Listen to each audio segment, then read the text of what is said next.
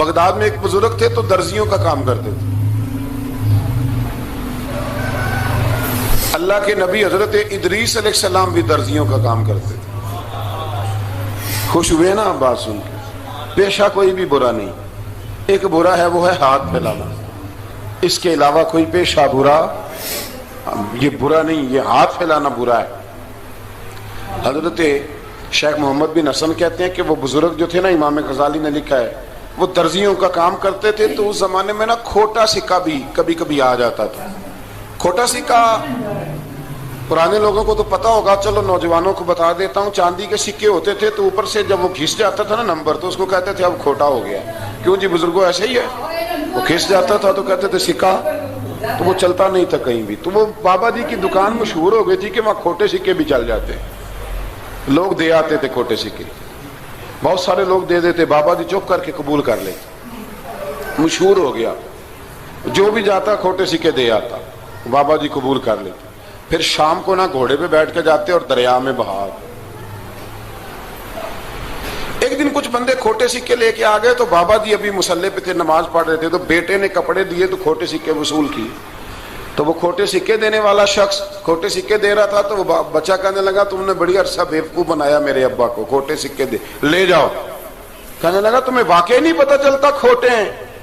کہا ابا جی کا نہیں مجھے پتا، پر مجھے تو پتا ہے نا، اور میرا ابا شام کو کھول کے دیکھتا ہے تو پھر جو کھوٹے کھوٹے ہوتے ہیں انہیں دریا میں بہا کے آتا ہے، لے جاؤ اپنے.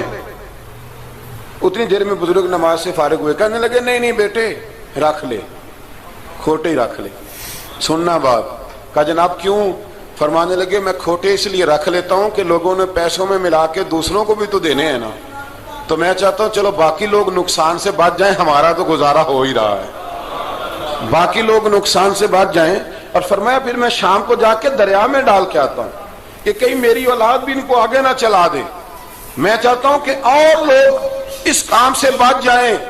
درویش کہتے ہیں کہ جب اس بابے کا آخری وقت آیا نا تو جو اس نے جملہ کہا میرا کلیجہ پھٹ گیا. آخری وقت جو اس نے دعا مانگی تو فرماتے ہیں میرے اندر وجد اور کیف کی صورت پیدا ہو گئی.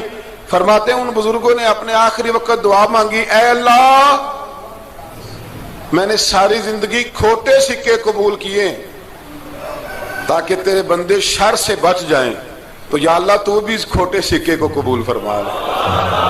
اللہ میں نے کھوٹے سکے قبول کیے، کھوٹے، تاکہ تیرے بندے تکلیف سے بچ جائیں. تو مالک میں بھی کھوٹا ہی ہوں، اللہ تو بھی اس کھوٹے کو قبول فرما لے. اور یہ دعا مانگ کے نا تو کبھی روتے کبھی ہنستے. لوگوں نے کہا کیا ہوا؟ کہتے ہیں لگتا ہے رب نے کھوٹا سکہ قبول فرما لیا، لگتا ہے کہ اللہ نے کھوٹا سکہ قبول. لوگوں کو تکلیف سے بچائیں. ہمارا وجود یارو مطلب کیا ہو جائے گا 2 منٹ کے لیے سمجھ لیں کیا ہو جائے. یعنی اگر آپ بڑے غصے سے باہر آئے اور پاپڑ بیچنے والے پہ آپ نے غصہ نکال لیا سارا، میں رات کی ڈیوٹی کر کے آیا ہوں تھکا ہوا ہوں اور تو پاپڑ بیچنے آ گیا ہے، تم لوگ بڑے نالائق ہو بدتمیز ہو. آپ نے یہ سخت جملے کہہ دیے، چپ کر کے وہ آدمی معذرت کر کے گزر گیا. وہ تو سارا دن پریشان رہے گا نا کہ میری غریبی کا مذاق اڑا. مطلب ہو کیا گیا، ہوا کیا اگر اس نے کوئی بات کر لی. اعلیٰ حضرت فاضل بریلوی کے خلیفہ تھے لاہور میں سید ابو البرکات شاہ صاحب رحمت اللہ تعالی علیہ.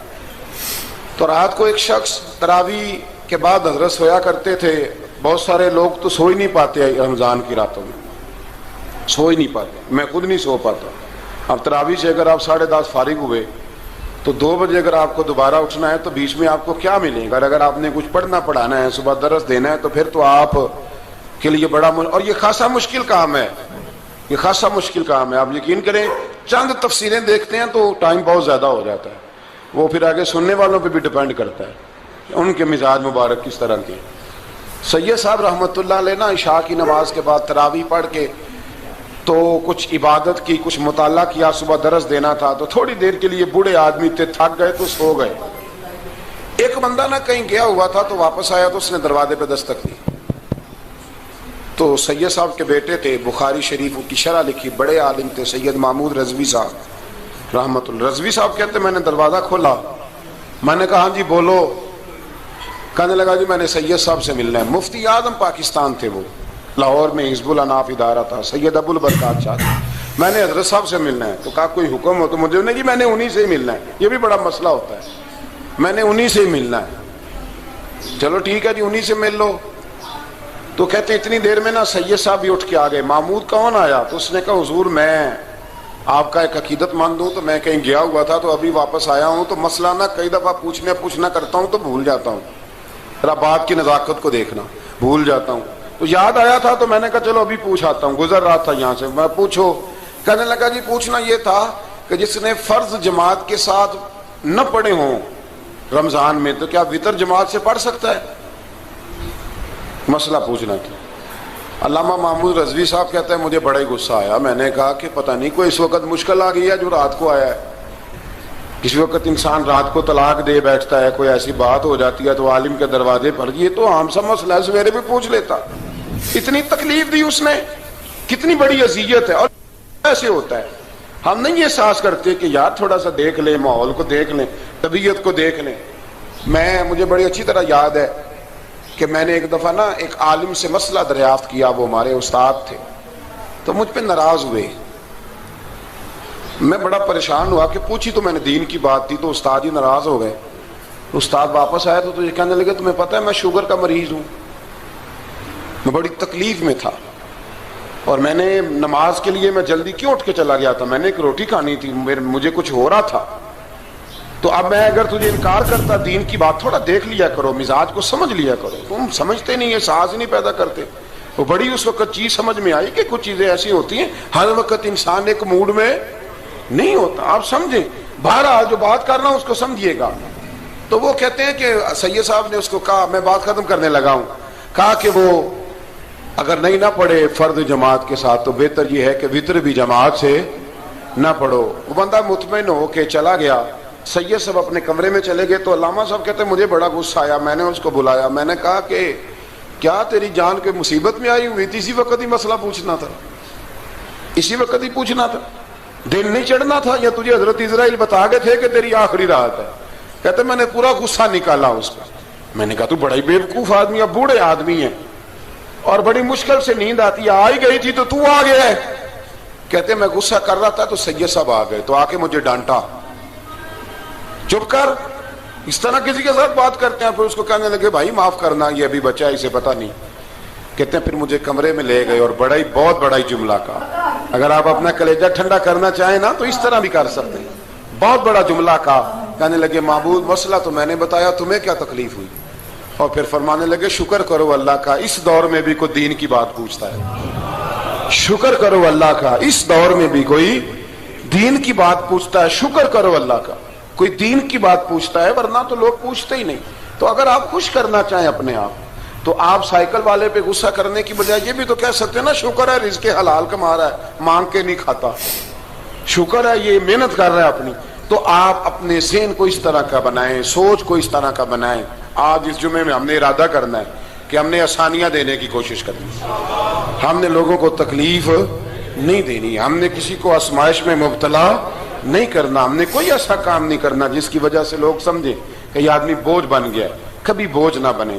یارو کتنا بدبخت ہے وہ آدمی جس کے مرنے کی لوگ دعا مانگے, اس کے مرنے کی. حضرت عبداللہ ابن مبارک کے پڑوس میں ایک یہودی رہتا تھا, یہودی تھا, یہودی. حضرت عبداللہ ابن مبارک مکان بیچنے لگے. حضرت عبداللہ ابن مبارک کا پڑوسی مکان بیچنے لگا, وہ یہودی. تو کہا تو کہا کتنے کا؟ 2000 دینار کا. 2000 دینار. تو انہوں نے کہا کہ اس گلی میں, اس محلے میں تو 1000 دینار کا مکان ہے, تو تیرا 2 کا کیوں ہے؟ کہنے لگے 1000 میرے مکان کا اور 1000 عبداللہ ابن مبارک کے پڑوسی ہونے کا, اس لیے کہ اتنا شاندار پڑوسی تمہیں کبھی نہیں ملے گا جس کی ہم نے کبھی آواز ہی نہیں سنی. 1000 روپیہ لوں گا ان کے پڑوس میں جگہ دینے کا, 1000. تو وہ شخص کہنے لگا یہ تو نے عجیب بات کر دی, حالانکہ تو یہودی ہے, یہ تو نے عجیب بات کر دی. تو کہنے لگا 3 دن میری گلی میں آ کے رہ, تو دعائیں مانگے گا کہ یا اللہ میں یہیں رہنا چاہتا ہوں. وہ دعائیں مانگے گا کہ اتنا اچھا انسان, اتنا خیال رکھنے والا, اتنا خیال والا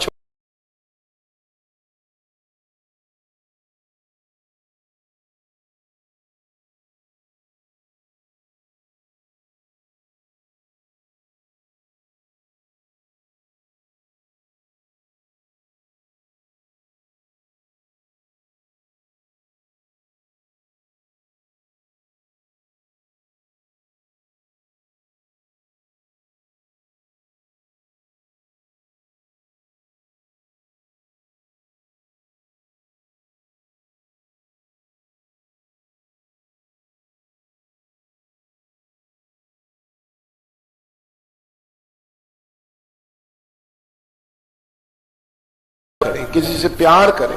اور یارو چھوڑو مزدور بن جاتے ہیں. شیخ سعدی کہا کرتے تھے جب سے مخدوم بناؤں نا لوگوں سے خدمت کرانے لگاؤں مزہ ہی نہیں آیا. مزہ تو تب آیا ہے کبھی نانی کی خدمت, کبھی دادی کی خدمت, کبھی ابا کی خدمت, کبھی اس کی خدمت. کہتے ہیں وقت گزرا تو پھر استادوں کی خدمت, پھر اللہ نے موقع دیا تو پھر پیروں کی خدمت. اور کہتے ہیں میرا تو دل کرتا ہے میں مریدوں کی بھی خدمت ہی کروں, میرا تو دل کرتا ہے میں شاگردوں کی بھی خدمت ہی کروں. کہتے ہیں جو مزہ خدمت میں آیا ہے وہ خدمت کرانے میں یہ مزہ بھی لینے کی کوشش کریں. آج نا مخدوم بڑے ہی بن گئے ہیں, مخدوم بڑے ہی بن گئے. کس کس کی بندہ خدمت کرے؟ تو اس طرح کریں, کچھ خادم بھی تو پیدا ہونے چاہیے نا, کچھ خادم بھی پیدا ہونے چاہیے. مہمان خصوصی بڑے ہو گئے, کوشش ہونی چاہیے کچھ عام سے بھی مہمان بنے, عام سے بھی, جو خاص مہمان نہ ہوں, جن کا ارادہ ہو کہ نہیں ہم نے پیار ہی بانٹنا ہے. دعا ہے رب کریم کی بارگاہ میں اللہ خوبصورت دین پر خوبصورتی سے عمل